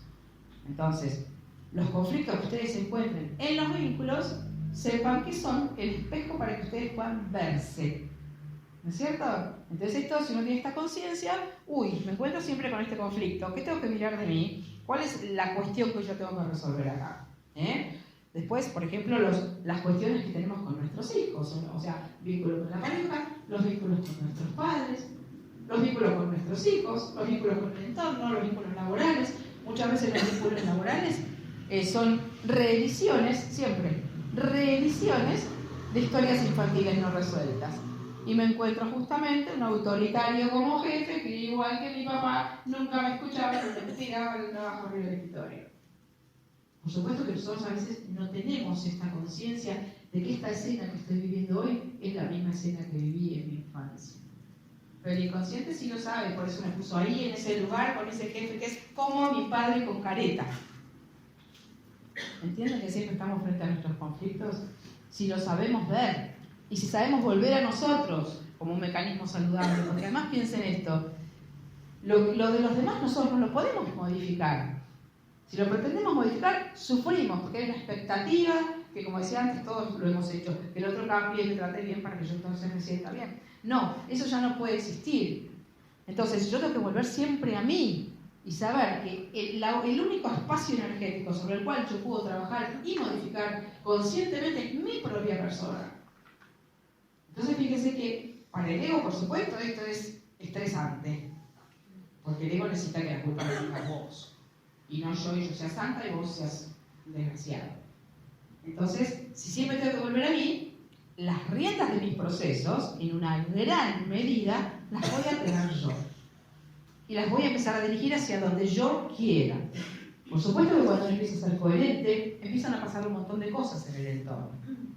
Cuando uno de pronto hace un cambio, está consciente, empieza a tener actitudes diferentes, el entorno se sacude muchas veces, ¿no? Porque hemos acostumbrado a nosotros a que nosotros actuábamos un personaje. Entonces, por ejemplo, yo nunca dije antes que no, y ahora de pronto lo que no me gusta, te digo que no. Entonces me mira como diciendo, ¿no? Y a veces, cuando empiezo a hacer los cursos que hacen conmigo o con otras personas, hay esos lugares donde está yendo, que están lavando la cabeza, claro, porque uno se... Es que es verdad, no solamente en mis cursos, sino en los cursos de cualquier cosa que uno va haciendo. Porque uno va adquiriendo un grado de conciencia distinto, va cambiando, va viendo lo que antes no veía. Por eso es tan importante esta cuestión del ojo consciente que mira. Es como si uno pudiera dar vuelta a su vida arriba de una mesa y empezar a mirar. Bueno, ¿qué hay acá? Este personaje, este vínculo, este trabajo, este conflicto. ¿Qué de esto puedo modificar? ¿Acá qué tendría que hacer? ¿Acá qué tendría que hacer? ¿Acá qué tal cosa? Entonces uno empieza a sacar lo que no sirve, dejar lo que sirve y empezar a edificar sobre lo que yo quiero para mi vida. Ahí recién, después que pude mirar, recién puedo empezar a elegir conscientemente cómo quiero. Por supuesto que yo lo digo así en 2 palabras, esto parece tan fácil de decir y lleva todo un proceso muy interesante. ¿Por qué yo sigo siendo de cierta forma y viviendo ciertos vínculos? Porque estoy repitiendo patrones del pasado. ¿Por qué repito patrones del pasado? Uno podría pensar, ¿para qué el inconsciente hace que yo haga esto? ¿Para qué el inconsciente me pone un vínculo difícil y otro, y 3 veces me encontré lo mismo? ¿Para qué? Para que yo me dé cuenta que sigo repitiendo. ¿Por qué sigo repitiendo? Porque hay emociones que están pegadas a la historia. Uno ha tenido cierta historia. Esa historia tiene emociones pegadas. ¿Se dan cuenta? Entonces lo que hace que nosotros repitamos patrones de funcionamiento son emociones no resueltas, no gestionadas, nunca habilitadas. Todos tenemos enojos, tristezas, angustias, muchas veces traumas, abusos, violaciones, humillaciones, golpes. Y eso quedó ahí, en algún lugar de nuestra persona, como en stand-by, ¿no? Eso sigue estando presente energéticamente en nosotros. A veces uno cree que no, que ya está, que pasó un montón de tiempo, que eso fue cuando hace 1000 años. Ya está. Pero la noticia es que eso sigue como una energía activa, como una bomba que hace un corazón que late, y está presente en mi hoy. Y no solo está presente en mi hoy sin que yo lo sepa, sino que además filtra mi forma de percibir la realidad. Yo voy a mirar la realidad, voy a interpretar la realidad de los vínculos y todo a través de mis lentes conflictivos, de mis heridas emocionales sin sanar. Entonces, ¿estoy viendo la realidad como es? No. La estoy viendo y la estoy interpretando a través de mis heridas emocionales. ¿Se comprende, no es cierto esto? Por eso es tan importante poder ver en algún momento qué herida emocional traigo, que se me ha repetido muchas veces. También el vínculo con los padres es un interesantísimo espacio que a veces nos cuesta mucho poder manejarnos con libertad, ¿no es cierto? Porque, a ver, son nuestros padres, los queremos en general, a pesar de que por ahí haya habido muchas situaciones difíciles. Entonces nos juega este amor y el sufrimiento al mismo tiempo, ¿no? Entonces es difícil poder sostener las dos energías y poder pararnos en un lugar correcto. Entonces, ¿qué posibilidad tenemos con eso? Bueno, ver realmente cuáles son las emociones que todavía están pendientes con respecto a nuestros padres. ¿Qué tienen que ver con heridas emocionales? O me han pegado, o me han dejado sola, o me han humillado, o me han desvalorizado, nunca me han mirado. Entonces, a veces, como que tenemos esa expectativa, esto lo vemos mucho en constelaciones familiares, otra metodología, que nos pasamos la vida esperando que eso que nunca pasó, de pronto pase. Y que un día yo llegue a la casa de mi madre que nunca me miró, y un día, por arte de magia, no sé por qué, me diga, hija, cómo te amo, cómo te valoro, qué importante fuiste para mí. Esto es una ilusión de nuestra mente, es un deseo pendiente, como un hambre que nos queda en la vida. ¿Se dan cuenta? Entonces, ¿qué es interesante? Saber que nosotros también, por supuesto, funcionaron en base a sus conflictos. Y que si yo sigo esperando que el otro algún día me dé como yo, como hija, seguiré siendo siempre hija energéticamente. Estoy mirando a mi madre allá, que algún día me dé eso que no me dio cuando era una nena chiquitita, que hoy me lo dé. ¿Sería probable que eso pase? No. ¿No? Como me dijo a mí una terapeuta hace un montón de años, que siempre lo digo, me digo, Patri, sentate abajo del olmo y espérate que caigan las peras. Eso hacemos todos. Nos sentamos abajo del olmo y esperamos que caigan las peras. ¿Se dan cuenta? Entonces, es importante saber que, sea cual sea la historia de sufrimiento que cada uno de nosotros haya podido tener, hay historias muy difíciles, ¿no es cierto? A veces en algunas personas, tenemos esta capacidad de resiliencia, de sobreponernos, de resolver. ¿Cómo resolveríamos una herida emocional? Trabajando sobre las emociones que yo tengo pendientes. Porque lo que hace que nosotros estemos como apegados al pasado o repitiendo patrones son siempre emociones. La energía emocional es porque piensen que a veces uno ha hecho, vieron, no sé, un montón de años de terapia. Porque a veces pasa, ¿no? Y uno tiene súper comprendida la situación, súper clarificada, sabe exactamente cuál es el conflicto, sabe exactamente todo, y sin embargo no termina de salirse de la situación. ¿Por qué? Porque quizás no ha contactado realmente con la emoción que le está haciendo repetir el mismo conflicto. A mí me pasa en la consulta, que por ahí hay personas que han hecho muchos años de terapia y creen que han perdonado. ¿Vieron que a veces tenemos este discurso? No, yo ya la perdoné a mi mamá, a mi papá, porque yo entiendo que ella hizo lo que pudo. Fue una historia re difícil, eran 8 hermanos, la madre no estaba nunca, entonces yo la entiendo a mi mamá. Hizo lo que pudo, lo mejor que pudo. ¿Es cierto lo que estoy diciendo? Sí. ¿Me sirve para sanar mi herida emocional? No. A mí me sigue doliendo. ¿Se dan cuenta? Porque además quedamos como si fueran fijados en una cierta edad emocional. La edad en la que tuvimos el dolor más grande. Y a veces somos personas adultas funcionando como niños. Tenemos una edad emocional de 6 años. Esto es interesante, muy interesante buscar en la consulta. ¿Qué edad emocional tiene la persona que tengo enfrente? Esto para más para terapeuta, ¿no? Pero es muy interesante porque tenemos una edad emocional. Casi todos hemos quedado fijados en una edad emocional. ¿Y saben qué? Esa edad emocional ha hecho que nosotros adoptemos mecanismos compensatorios para poder, como no estar en contacto todo el tiempo con esa herida emocional. Por ejemplo, los mecanismos de manipulación. ¿Para qué manipulamos a alguien? Para obtener amor, ¿no? Lacan decía que toda demanda era una demanda de amor.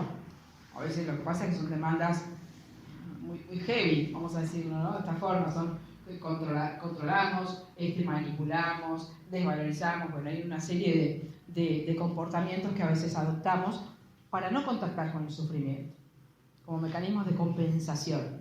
Si yo fui una persona que me sentí herida, abandonada, desvalorizada, por ahí me voy a convertir en una persona re autoritaria, acá estoy yo, una coraza voy a ser. Pero atrás de esa coraza estoy escondida yo con una fragilidad y un dolor y con un miedo a que alguien me vuelva a lastimar como me lastimó antes. ¿Se dan cuenta?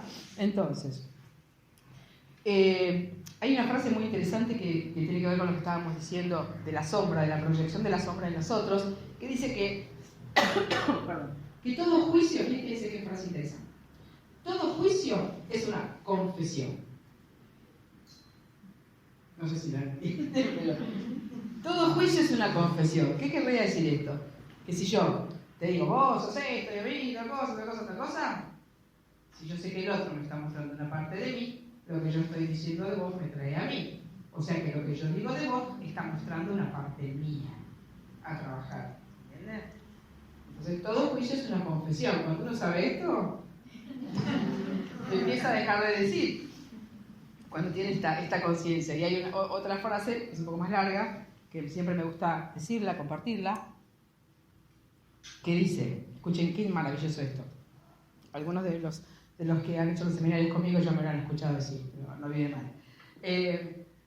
Cuando adoptes el punto de vista de que no hay nada que exista que no sea parte de ti, de que no hay nadie que exista que no sea parte de ti, de que todo juicio es un juicio hacia ti mismo, de que toda crítica es autocrítica, sabiamente extenderás hacia ti mismo un amor incondicional que será la luz de tu mundo.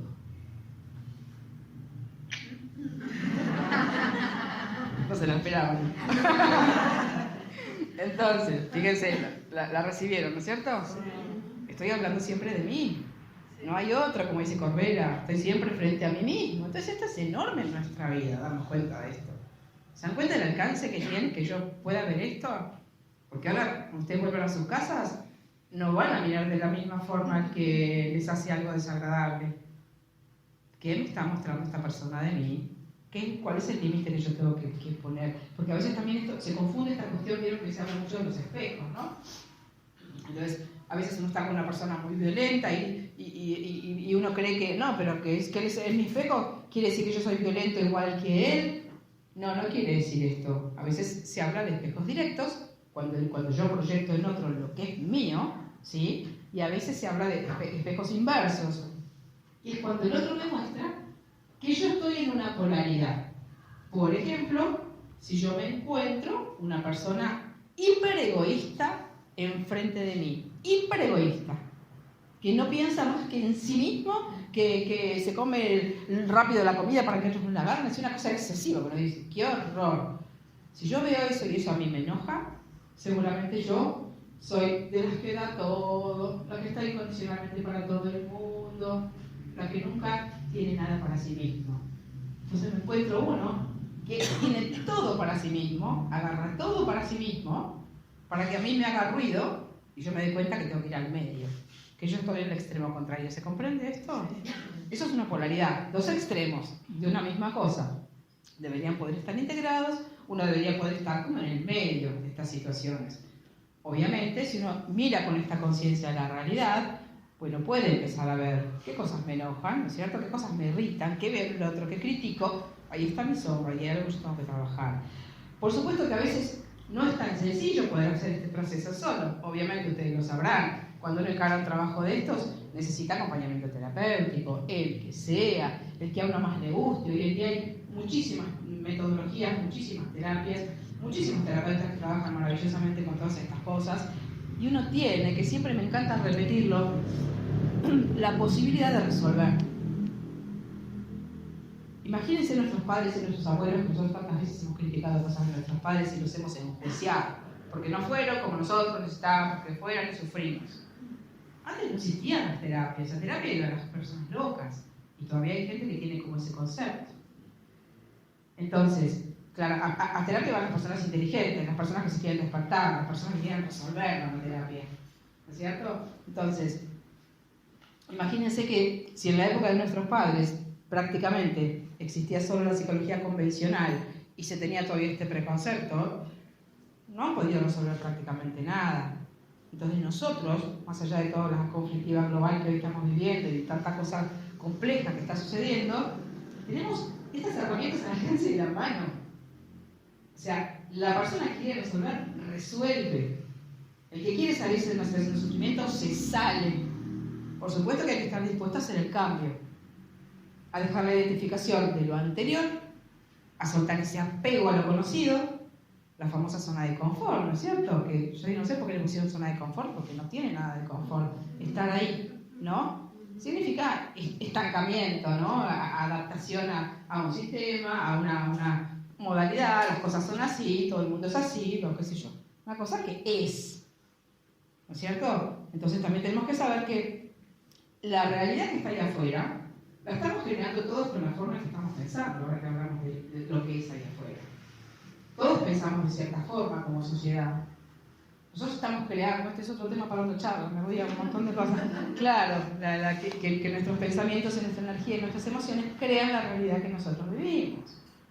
Entonces, muchas veces también entre estas cosas que nosotros podríamos mirar con este ojo observador, son nuestras creencias. ¿No? Desde la programación neurolingüística se trabaja esto. ¿Cuál es el sistema de creencias que la persona tiene en su vida que genera que se comporte de esta forma, que haga estas cosas, que tenga estos resultados? ¿Se dan cuenta?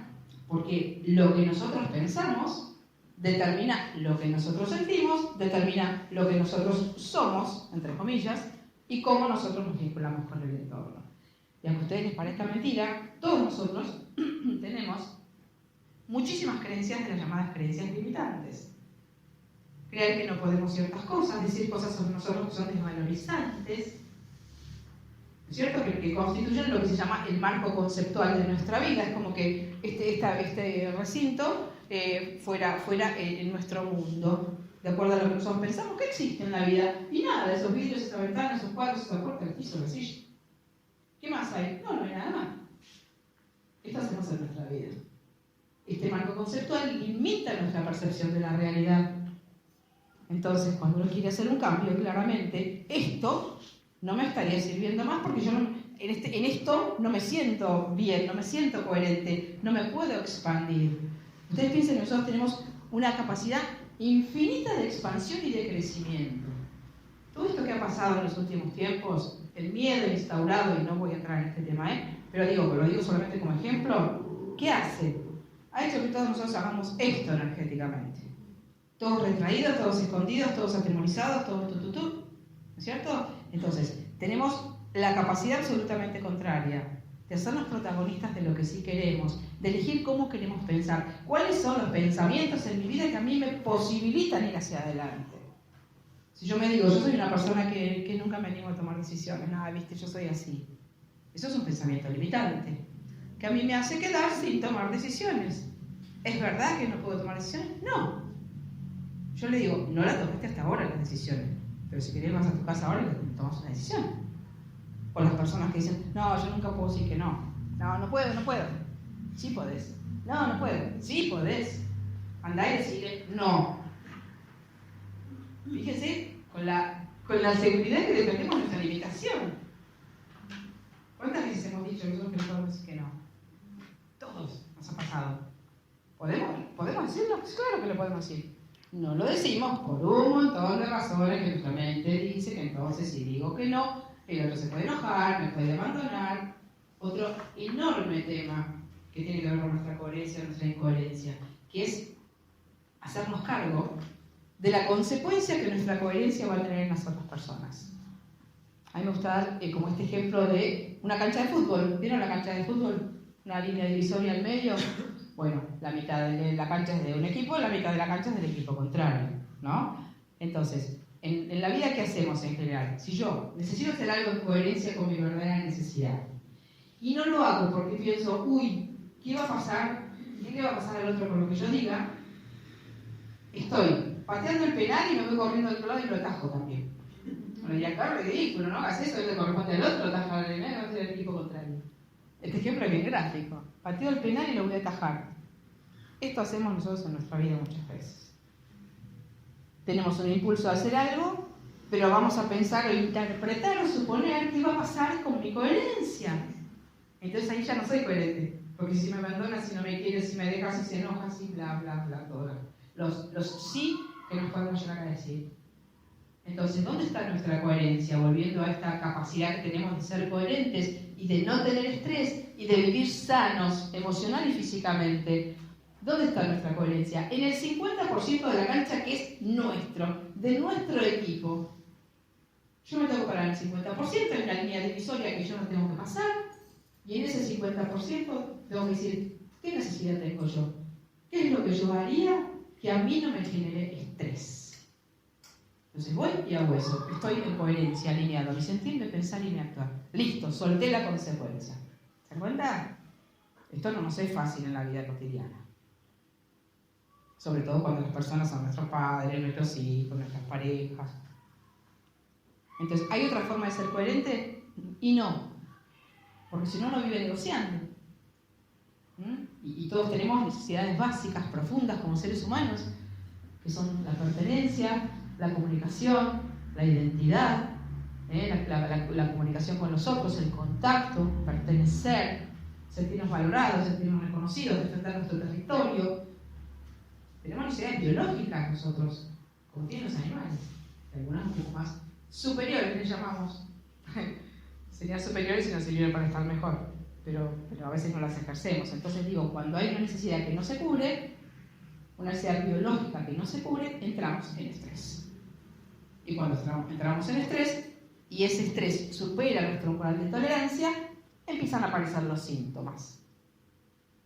Entonces, si uno tiene un síntoma, preguntarse a dónde estoy haciendo el estrés, qué estoy haciendo en incoherencia con lo que yo quisiera. Entonces, también me gusta decir, porque hoy, como les digo, hay tantas enfermedades, que la parte más importante en un proceso de curación depende del paciente. Y los médicos que están acá, las médicas me van a entender desde qué lugar lo digo. Esto no inhabilita en absoluto todos los tratamientos que la persona haga y toda la sabiduría y el conocimiento médico, sino que si la persona no comprende para qué se enfermó y qué sentido biológico tiene su síntoma, se puede hacer muchísimos tratamientos, pueden resultar en un momento, a veces se cura la persona con tratamientos, sí, pero a veces no. Y vieron que a veces pasa que le volvió, y otra vez le apareció, y ahora le apareció lo que tenía acá en el riñón, ahora le apareció en el pulmón, y después le hizo metástasis en el hígado, y entonces se murió. Entonces, si uno no comprende a dónde estoy haciendo yo el estrés, el caso de las enfermedades, que bueno, a veces tenemos enfermedades que son emociones, sensaciones. Entonces, tenemos un gran protagonismo en nuestros procesos. El tema es que nos demos cuenta que lo tenemos y que entendamos qué nos está diciendo la situación con respecto a nuestra incoherencia. ¿Se dan cuenta? O sea que si uno mira, uno ve. Y si no ve, busca ayuda terapéutica. Bueno, mira, me está pasando esto, ¿qué hago con esto? ¿Dónde está el conflicto que yo no lo puedo ver? Porque a veces nos cuesta muchísimo encontrar dónde está mi conflicto. ¿Y saben cuándo cuesta muchísimo encontrar el conflicto también? Desde lo que serían las dinámicas familiares. Cuando el conflicto o el mecanismo en el que yo estuve atrapada, porque todos quedamos atrapados en una dinámica familiar X, cuando estuvo teñido de amor el conflicto. Me acuerdo de un caso que atendí, por cualquiera, ¿no? Una hija única, dos padres absolutamente dedicados a ella, todo lo hacemos por vos, sos la luz de nuestros ojos, el sentido de nuestra vida. Cuando la chica se quiso ir a estudiar, si vos te vas, nosotros nos morimos.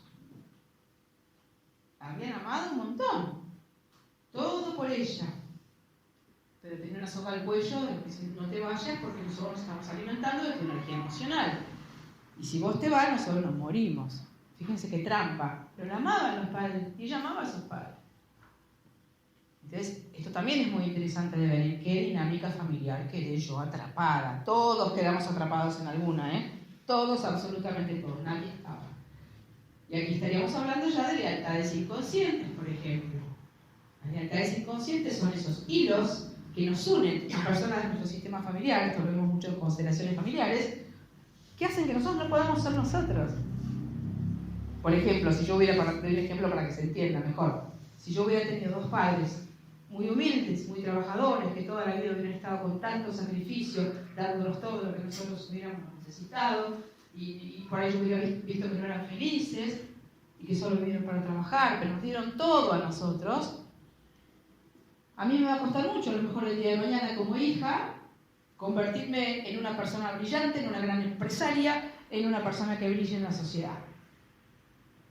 ¿Por qué?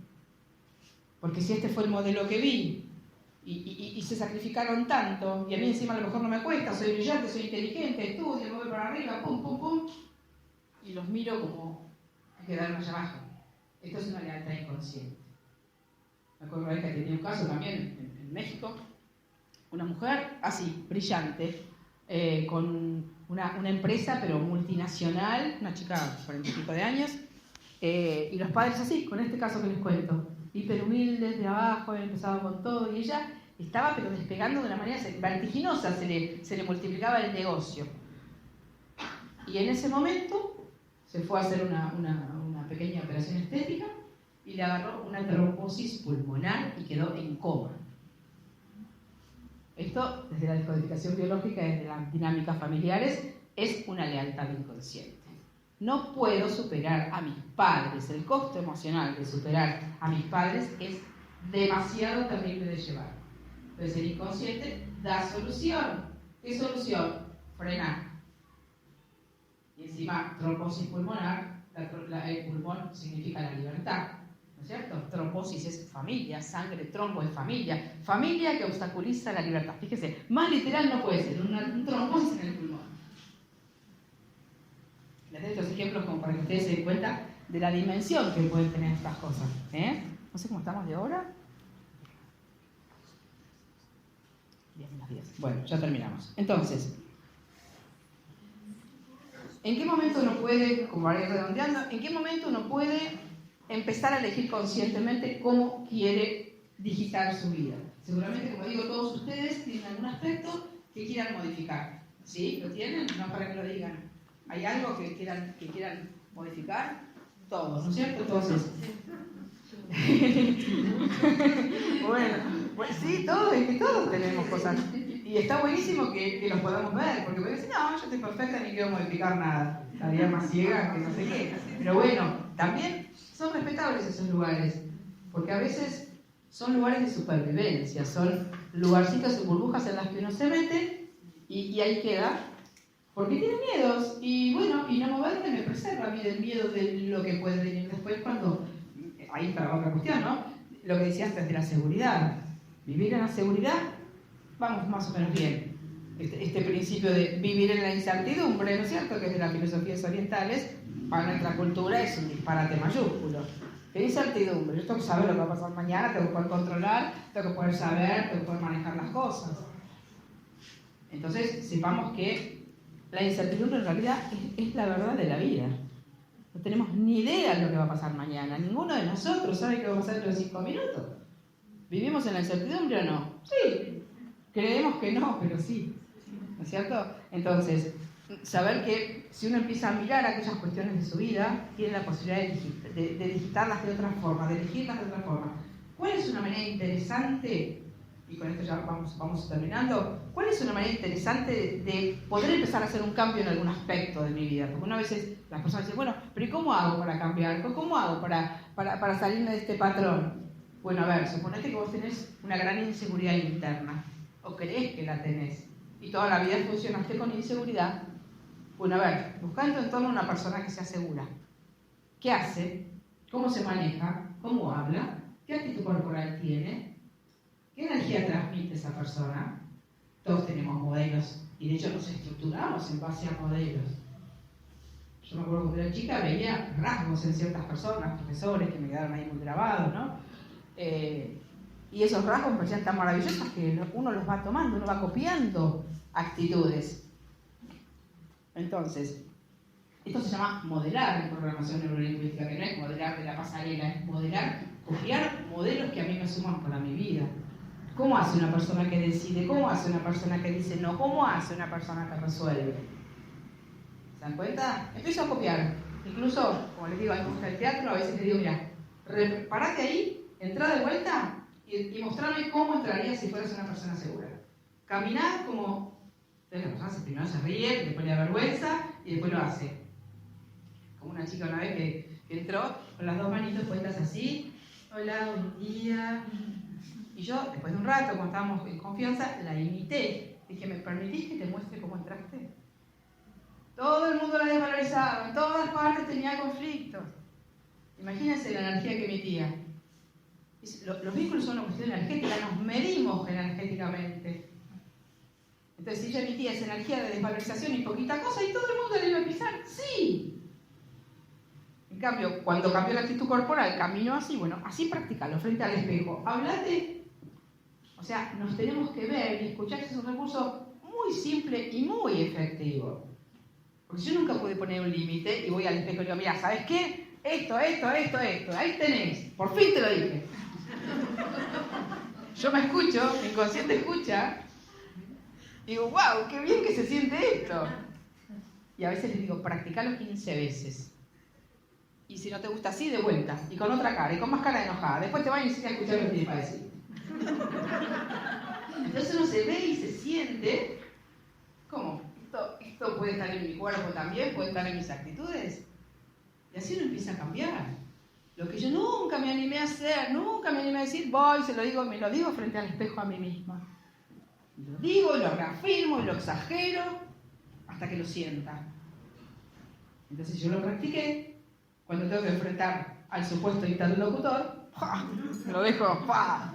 Claro, porque es una energía y una seguridad y una confianza. Es como que yo estoy representando otro personaje, distinto del que yo creí que era. ¿Ven que es re fácil? Digo, eso es operativamente fácil. Lo que pasa es que ahí el ego entra en un estrés absoluto. Porque lo estamos cambiando, lo estamos desapegando de lo que él creyó que éramos. O sea, creímos que éramos de cierta forma y le estamos mostrando, che, no somos eso más ya. Entonces ahí fue toda una confrontación interna entre lo que mi mente dice, que a veces mi mente me va a decir, che, pero si vos no podés, si vos no sabés, ¿qué estás haciendo? ¿Te volviste loca? Eso es la voz que habla sola y mi conciencia que quiere otra cosa. Entonces los procesos siempre se pueden hacer. Hay que buscar el personaje, buscar las heridas emocionales, mirar los vínculos, mirar mi vida, mirar qué es lo que estoy negociando, a dónde estoy sufriendo básicamente, dónde tengo estrés con lo que está sucediendo. Y van a ver que lo van a encontrar enseguida. Bueno, ¿qué me hace mantenerme a mí en este lugar? ¿Miedo? ¿Falta de confianza? ¿Creer que me falta coraje? Fíjense que lo que nos falta para ser coherentes siempre son lo que llamamos recursos. Valentía, decisión, resolución, qué sé yo. ¿No? Los recursos son las herramientas que necesitamos para poder actuar como nosotros quisiéramos actuar.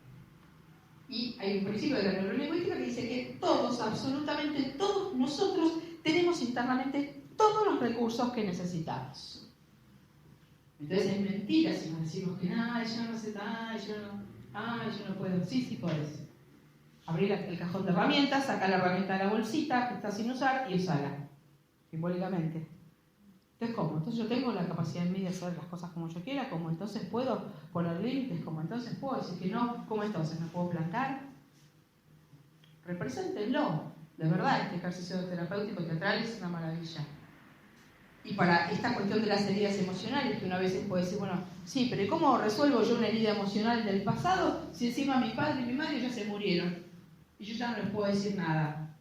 Bueno, para eso tenemos técnicas que son una maravilla, como la hipnosis clínica, como la psicomagia, o los actos simbólicos, todo lo que usa Alejandro Jodorowsky, que son teatralizaciones mediante las cuales nosotros podemos representar la escena que está pendiente de ser resuelta. Supónganse que a mí me hubieran abusado cuando era chiquita. ¿Qué tengo? Yo crecí con ¿qué? Con una gran desvalorización, con una gran impotencia, con una gran humillación y tengo una energía contenida. Entonces, se representa la escena que yo hubiera necesitado hacer y no pude en aquel momento. Desde mi yo adulto. Entonces agarro un muñeco, agarro un almohadón, lo pateo, lo piso, le pongo el nombre de la persona, si quiero lo acuchillo, si quiero lo cuelgo, si quiero lo quemo. Porque ese es el lenguaje de nuestro inconsciente. Esto para la mente racional dice, ay, eso es un almohadón, que hagas esa pavada, ¿qué vas a modificar? La mente se maneja con pensamientos, el inconsciente se maneja con imágenes y con emociones. Entonces, si nosotros le hablamos al inconsciente con imágenes y con emociones, el inconsciente comprende todo y libera todo. Yo les puedo asegurar que uso muchísimo estos ejercicios en la terapia y las personas me dicen, no sabéis la liberación que fue, no sabéis lo bien que me hizo, no sabéis cómo... ¿Es no? Entonces digo, técnicas tenemos a montones para utilizar. Entonces no se queden viviendo conflictos inútilmente. Si no encontraron terapia, búsquenlas, hoy hay un montón. Pero bueno, claramente cada uno tomará la decisión que quiera tomar, ¿no es cierto? Pero la posibilidad de evolucionar está, el título de la charla era evolucionar un camino a nuestro alcance. Entonces, para esto por supuesto que tenemos que poder salir del lugar de víctima. de muchas personas. A nadie le gusta que digan que se queda en lugar de víctima. ¿Pero qué es una víctima? Una persona que se queda recibiendo acciones de otros, por definirlo muy fácilmente, ¿no? Entonces, puedo quedarme como víctima y sí, viste, qué sufrimiento, qué historia terrible que tuve, no sabes lo que me pasó. Mi historia si te contara, ¿no? Me pongo en ese lugar, lo cual me exime de responsabilidad de resolver, porque yo, pobre de mí, no sabes lo que me pasó. O puedo decir, bueno, ¿qué hago con esta historia que me pasó? ¿Qué hago con este sufrimiento? ¿Cómo me lo saco de encima? ¿Cómo lo dreno este sufrimiento? ¿Se dan cuenta? Entonces ahí estoy haciendo cargo del proceso, estoy buscando herramientas para gestionar esa emoción bloqueada, porque además nuestro inconsciente, entre tantas condiciones que tiene, es atemporal. Es atemporal y es inocente. ¿Qué significa que es atemporal? Que la emoción de mis 5 años está hoy en la edad que tengo. Y que es inocente significa que si yo hago una teatralización de la escena que necesité en aquel momento, mi inconsciente se la cree como real. Esto lo podemos ver claramente cuando vemos una película. Una película de terror. Nos morimos de miedo. O una película de amor de la protagonista, y después de una historia divina, se murió de leucemia. ¡Qué horror! Y lloramos. Sabemos que es una película. La mente consciente sabe que es una película. Y sin embargo nos emocionamos igual, nos lo creemos igual. ¿Por qué? Porque está apuntando esa parte a nuestras emociones, a lo que vemos y a lo que sentimos, no a lo que pensamos fría y racionalmente. ¿Se dan cuenta? Entonces, todas estas condiciones de nuestro inconsciente las podemos aprovechar, de hecho las aprovechamos maravillosamente para poder resolver nuestros conflictos. ¿Se dan cuenta? Entonces, bueno, la invitación es a que hoy se vayan por lo menos con unas cuantas preguntas, ¿no? Ojalá esto les sirva para repensarse, para preguntarse, para poner en duda quiénes creyeron y se dijeron que eran hasta ahora. Todo lo que se dijeron yo soy, no. En parte. Pero también soy un montón de otras cosas que no desarrollé, que no activé, que me gustaría hacer y no me animé por mis miedos. ¿Y por qué no me animo? Porque tengo miedo. Bueno, ¿miedo a qué? ¿A que pase qué cosa? ¿Miedo a que me deje alguien? Imagínense si yo estoy permaneciendo con alguien por miedo a que me deje, pero no soy yo. ¿Qué tipo de relación nutritiva puedo llegar? No, nos reímos, pero ¿qué es lo que hacemos? ¿No es cierto? Muchas veces. Entonces, se supone que todos queremos vínculos saludables. Todos queremos, en teoría, ser felices. Todos queremos tener el mejor vínculo en el amor, la mejor relación con nuestros padres, ser excelentes padres nosotros a nuestra vez. Y esto casi nunca nos sale. ¿Por qué? Y porque estamos tapados de conflictos. Entonces, ir resolviendo de a poco, ¿no?, las situaciones, ir viendo por lo menos lo que en principio puedo observar. ¿A dónde estoy en estrés? Sería la primera pregunta. ¿Qué cosas estoy haciendo como no quiero hacer? Cuando hay una enfermedad, como les digo, la primera pregunta, ¿qué estás haciendo que no querés? ¿Dónde estás en incoherencia? ¿Qué estás negociando? ¿Qué necesidad tuya estás negociando? Y siempre está, obviamente.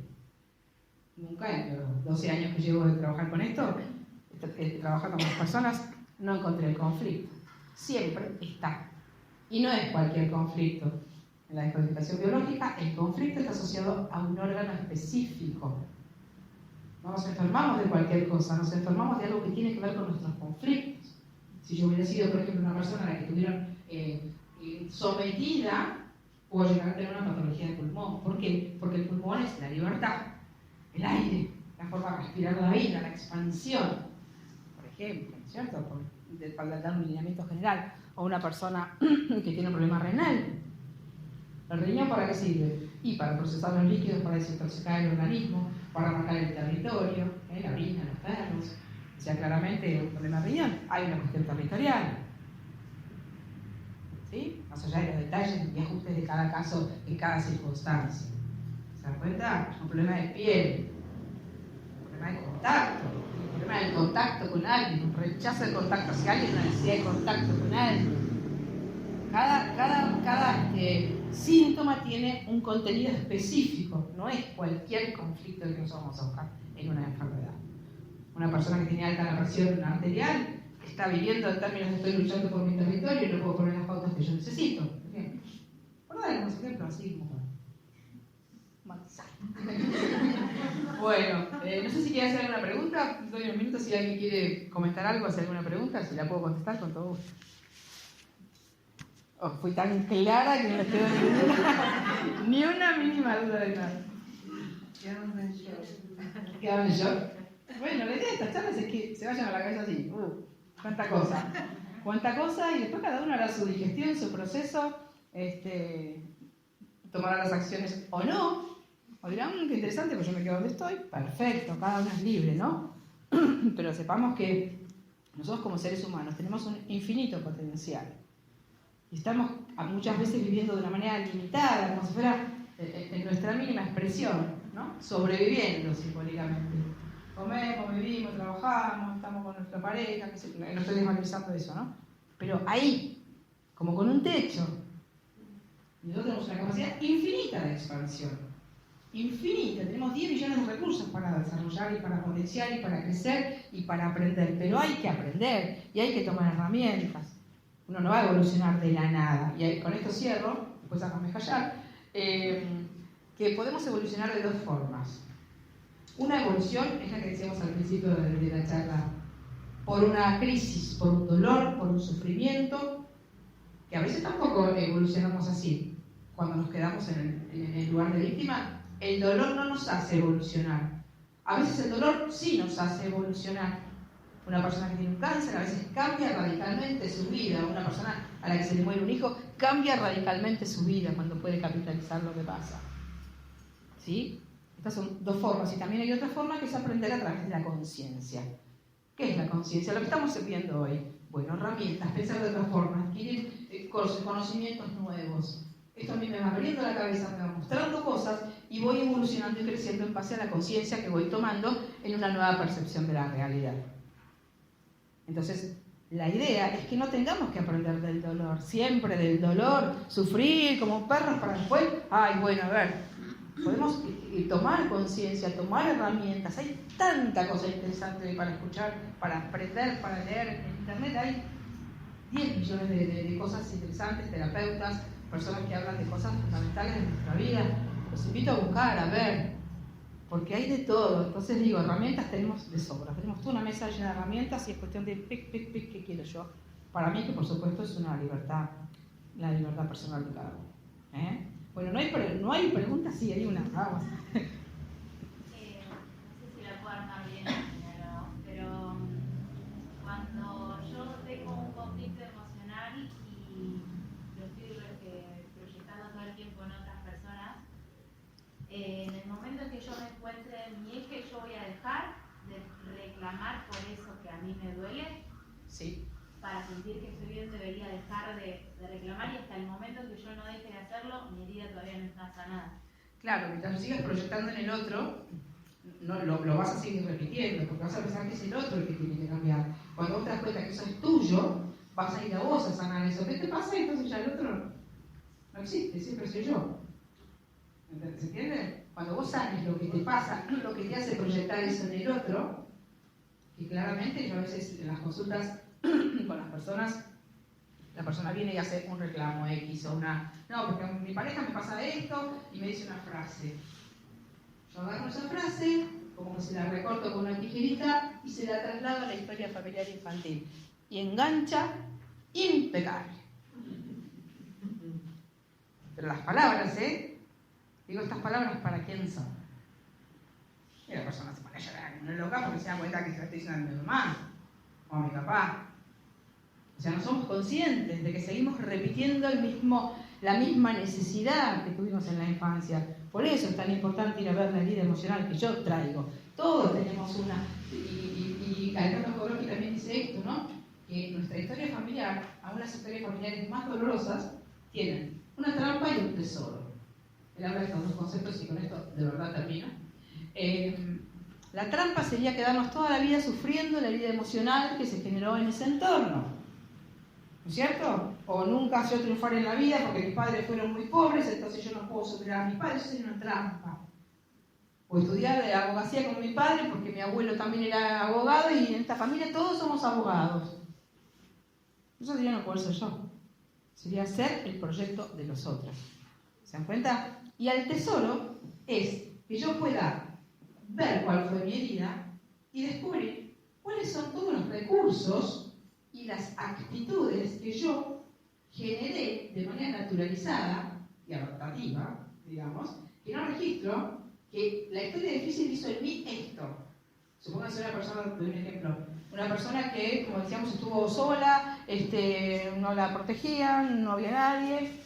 ¿Cuáles son los recursos que esa persona activó por una cuestión de supervivencia? Tomar decisiones, hacer las cosas sola, saber que no puede contar con nadie. Yo muchísimas cosas de los recursos que utilizo hoy en lo que hago son por la historia familiar que tuve. Me ocupé de mis hermanitos, hacía un montón de cosas, tomaba decisiones con 8 años. Entonces hoy manejo grupo, hago cosas así, mandoneo. ¿Entienden? Claro, porque lo hice de chica. Entonces, esta sería como el tesoro, sin que se me vaya la mano con el mandoneo, pero bien. Claro, a veces mis hijos me dicen, mamá.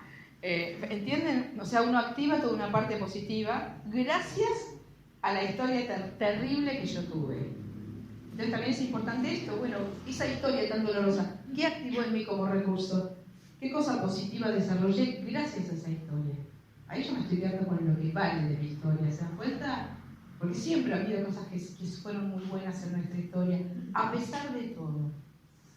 ¿Te das cuenta? Y eso también es importante rescatarlo, porque si no me quedo solamente con lo que me hizo sufrir a mí. Y lo que me faltó, y lo que no hubo, y no veo todo lo que sí hay, que siempre es un montón. Aún en la soledad más absoluta. Fíjense si no sirve algo, ¿cómo se llama? Viktor Frankl, no sé si lo leyeron ese libro, El hombre en búsqueda de sentido, Viktor Frankl es un psiquiatra alemán que estuvo en los campos de concentración en Auschwitz. Sufrió, imagínense, todo tipo de humillaciones, vejaciones, hambre, violencia, mataron a toda su familia, y él salió de Auschwitz y fundó la logoterapia, que es una metodología, y él dice que nosotros tenemos la última libertad, que nos pueden quitar todo, pero que tenemos la última libertad que nadie nos puede sacar, que es elegir cómo nos vamos a parar frente a las situaciones que vivimos. Esa libertad nadie, absolutamente nadie nos la puede sacar. Bueno, muchas gracias a todos.